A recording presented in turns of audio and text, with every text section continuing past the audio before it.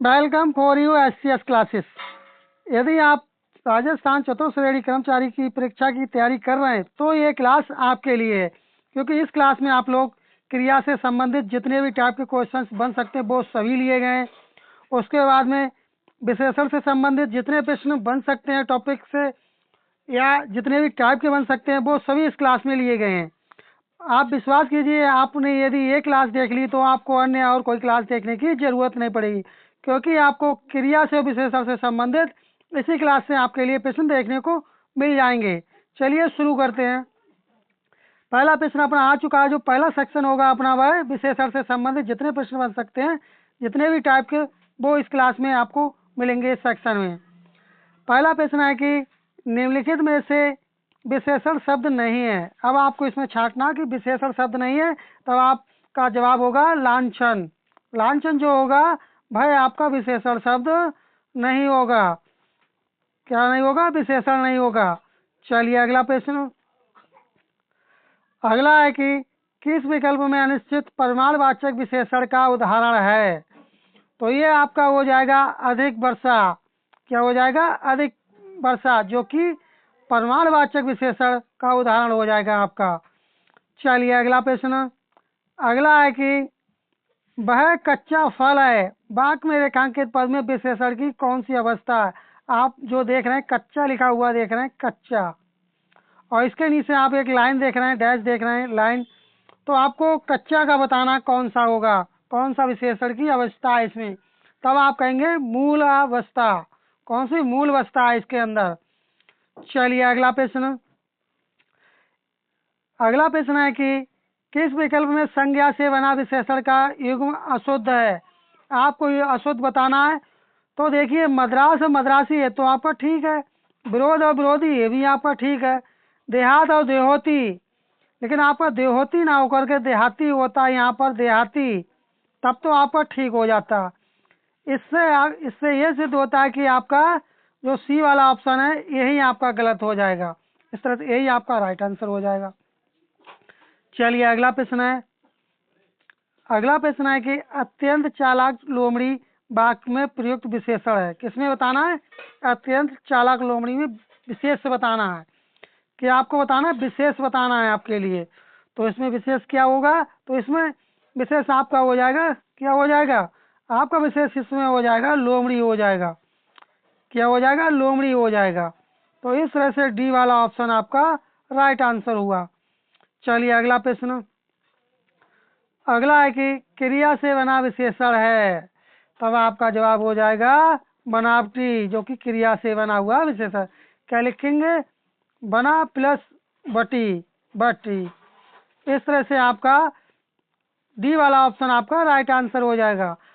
आप यदि अभी तक चैनल पर नए, चैनल सब्सक्राइब नहीं किए, तो आपसे रिक्वेस्ट करना चाहेंगे हम कि आप चैनल को सब्सक्राइब कर लें, क्लास को आप लोग लाइक कर दें। अगला प्रश्न है कि किस विकल्प में सार्वनामिक विशेषण का उदाहरण है? तो किसमें हो जाएगा? ये आपका हो जाएगा वह लड़का मेरा भाई है। सी वाला ऑप्शन आपका सही जवाब हो जाएगा। चलिए अगला प्रश्न है। किस विकल्प में अनिश्चित संख्यावाचक विशेषण का उदाहरण है? तब आपका जवाब हो जाएगा तुमने श्याम को बहुत सेब दिए। डी वाला ऑप्शन आपका सही जवाब हो जाएगा। चलिए अगला प्रश्न। यदि आपको क्लास अच्छी लग रही हो तो अपने साथी लोगों में इस सेशन को, क्लास को शेयर कर दें, जिससे वो भी इस क्लास को देख सकें। अगला है कि सर्वनाम से बना विशेषण शब्द है। किससे? सर्वनाम से।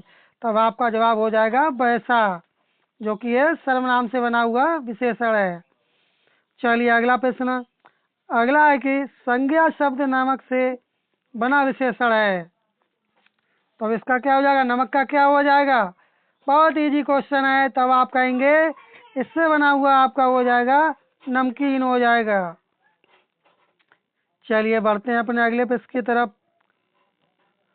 अगला प्रश्न है कि रमेश ज्यादा पानी पीता है वाक्य में प्रयुक्त क्रिया विशेषण है।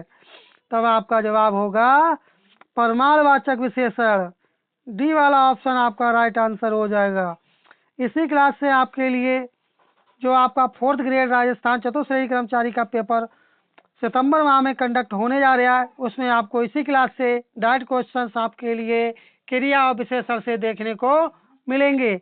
इसके बाद में जो सेक्शन अपना आएगा वह क्रिया का होगा, और जो अभी आप कर रहे हैं ये विशेषण से संबंधित क्वेश्चन इसमें आप लोग देख रहे हैं। अगला है कि किस विकल्प में कुछ शब्द विशेषण के लिए प्रयुक्त हुआ है। तब आपका जवाब क्या होगा? आपका जवाब होगा कुछ लड़के होशियार हैं। चलिए अगला प्रश्न। अगला प्रश्न है कि किस विकल्प में व्यक्तिवाचक विशेषण का उदाहरण है। तब आपका जवाब होगा भारतीय महिलाएं। चलिए बढ़ते हैं अपने अगले प्रश्न की तरफ। अगला है कि किस विकल्प में संबंधवाचक सार्वनामिक विशेषण का उदाहरण है। तब आपका जवाब होगा जो पुस्तक कल खरीदी थी वह पुस्तक खो गई है। इस तरह से सी वाला ऑप्शन आपका सही जवाब होगा। चलिए अगला प्रश्न है जो कि विशेषण से संबंधित है, 15 क्वेश्चंस में आए। अवयव से बना विशेषण है। तब आप कहेंगे बाहरी। सी वाला ऑप्शन आपका राइट आंसर हो जाएगा। अब जो आप क्वेश्चन से देखेंगे वो क्रिया से संबंधित क्वेश्चन देखेंगे। क्रिया से संबंधित जितने भी टाइप के क्वेश्चंस बन सकते हैं वो सभी इस क्लास में लिए गए हैं।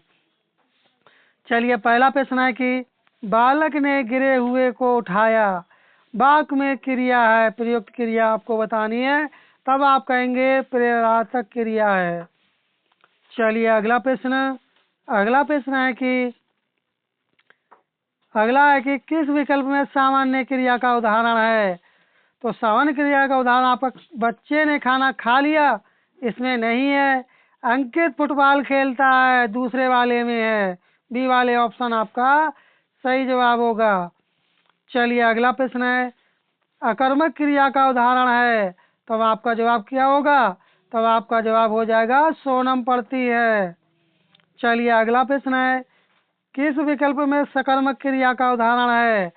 तब आप क्या कहेंगे सकर्मक क्रिया के बारे में? तब आप कहेंगे राजेंद्र मंत्र जपता है। इसमें क्या हो जाएगी? सकर्मक क्रिया हो जाएगी।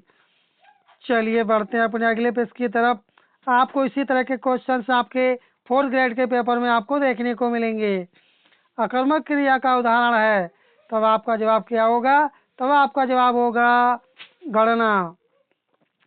चलिए अगला प्रश्न। अगला है कि निम्नलिखित में से प्रेरणात्मक क्रिया का उदाहरण है जो उससे प्रेरणा मिलती है। तब आपका जवाब क्या होगा?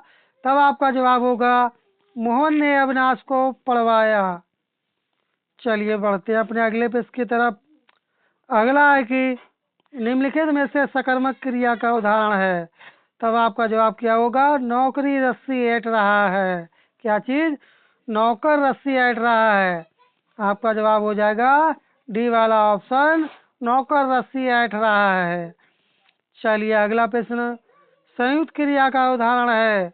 तब आप कहेंगे संयुक्त क्रिया का उदाहरण है। तब आप क्या कहेंगे? दोपहर में लोग सो रहे होते हैं। चलिए अगला प्रश्न।